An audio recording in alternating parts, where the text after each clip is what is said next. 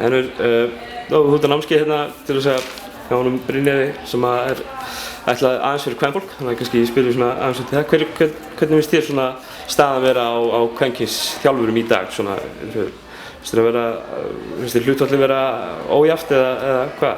Já, mér finnst hlutfall kvenþjálfara vera mjög ójafnt. Það er ekki jafnt karlmönnum og Bryndís komin á mjög góðan punkt á þann.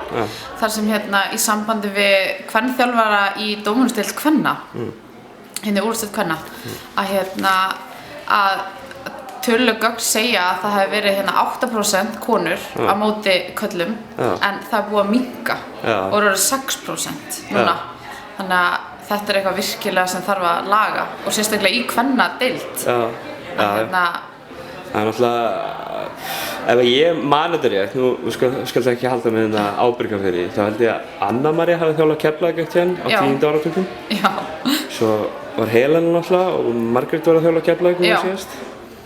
Svo man ég ekki meira, sko. Nei, ég held að ég geti bara verið sammálaður í því. Þetta er Maður vel verið, ég sé að gleyma einhverju. Já, það geti vel verið, en ég held að það hafi ekki verið margir kvenþjálfarar í þessum stöðum, sko. Og kannski í þessum aðaldeildum á Íslandi. Já, mitt. Eins og þeim sé kannski ekki treyst fyrir þessu hlutverki, ég veit ekki. Þetta er áhugavert. Nú eru yngri flokkar hjá öllum þessum félögum með kvennalið og þjálfara líka, gerir það fyrir það ekki? Jú, algjörlega. Og oft bara svona kannski ungar stelpur sem að þjálfa og eitthvað svoleiðis. En vonandi. Já, það er svona eins og með hjá strákum, það eru oft kannski yngri leikmenn sem fara svo uppi og eru þjálfarar á yngri flokkum. Nákvæmlega. En kannski hefur þá verið minna það að þær taki skref og fara að kalla sig þjálfara. Já, maður geti alveg trúað því. Þetta er og þetta er kannski líka pínu ógn. Þetta er ekki kvennastétt. Nei. Þetta er karlastétt og þetta getur verið ógn fyrir stelpur að stíga upp og þurfa að taka sér ábyrgð, sko. Hversu mikilvægt heldur þú að svona, ég meina kannski svona eitthvað átak eða eitthvað svona eins og við erum með hérna í dag. Hvað heldur það að gera svona fyrir stéttina, heldur þetta kannski dragi einhver út úr skilinu? Já, algjörlega, ég held það. Ég held og bara allt svona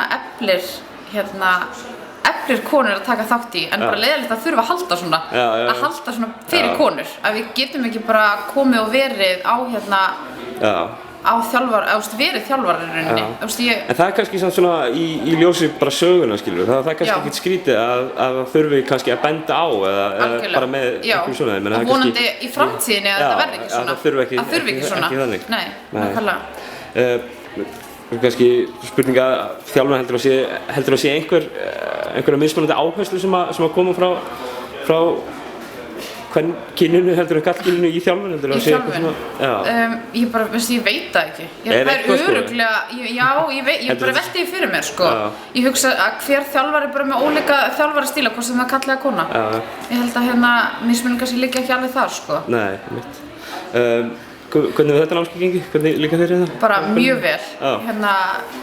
Virkilega áhugavert og svona öðruvísi farið í þjálfunarfræðin heldur maður hefur kannski verið á öðrum námskeiðum og svona allt öðruvísi pælingar sem maður er að pæla í.